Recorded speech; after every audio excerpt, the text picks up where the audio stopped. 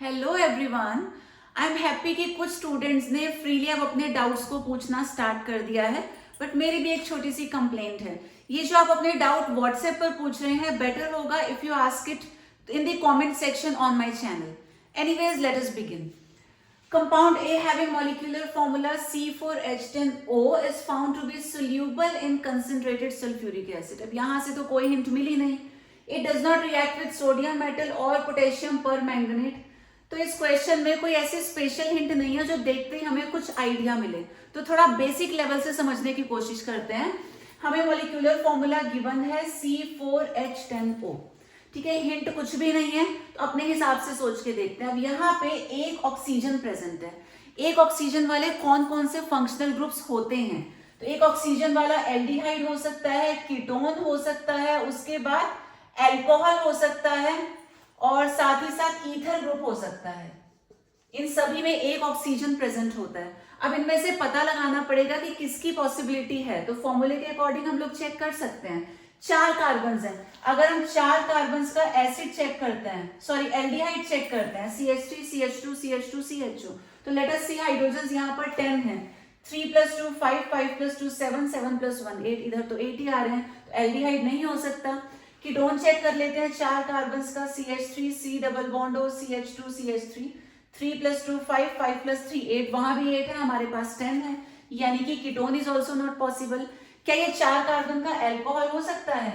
CH3 CH2 CH2 OH, 3 + 2 5 + 2 7 + 2 9 + 1 10, यहाँ 10 hydrogen आ रहे हैं, तो there is a possibility of being it an alcohol group.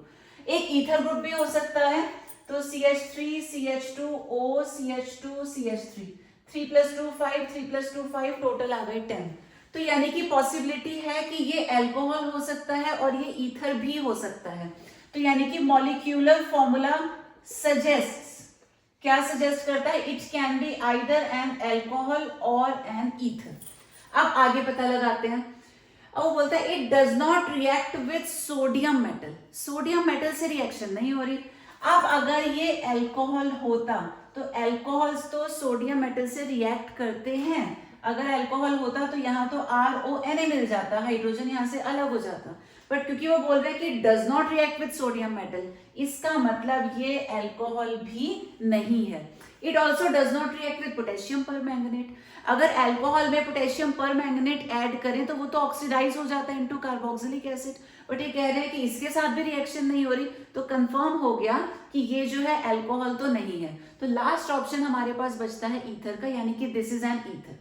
अब एक डाउट है, वो क्या है? ईथर में ऑक्सीजन सेंटर में भी आ सकता है, ऑक्सीजन एक साइड में भी तो आ सकता है। ईथर कैन बी सिमेट्रिकल और अनसिमेट्रिकल, अभी वो हमें पता नहीं है, उसके लिए आगे रीड करते हैं। On heating with excess of HI it gives a single alkyl halide. तो जब इस ईथर की रिएक्शन हम HI के साथ करवाते हैं तो हमें एक सिंगल एल्काइल हैलाइड मिलता है। तो अगर ये अनसिमेट्रिकल होता, फॉर एग्जाम्पल अगर ये ऐसा होता तो हमें 2 अलग अलग प्रोडक्ट मिलने के चांसेस थे, बट वो क्या बोलते हैं, हमें एक ही एल्काइल हैलाइड मिल रहा है, यानी कि the ether must be symmetrical. तो यहां से पता चल गया the ether is symmetrical, therefore क्या हो सकता है? वो CH3 CH2O CH2 CH3, ये होने के पूरे पूरे चांसेस हैं। अब इसकी रिएक्शन हम HI के साथ शो कर देंगे। तो HI के साथ कैसे होती है ईथर की रिएक्शन? हमें बॉन्ड ब्रेक करना होता है ऑक्सीजन के लेफ्ट का या ऑक्सीजन के राइट का, उसकी कुछ कंडीशंस होती हैं। तो यहाँ लेफ्ट और राइट दोनों पार्ट बिल्कुल सेम है, क्योंकि सेम है तो किसी एक साइड का बॉन्ड हम ब्रेक कर देंगे।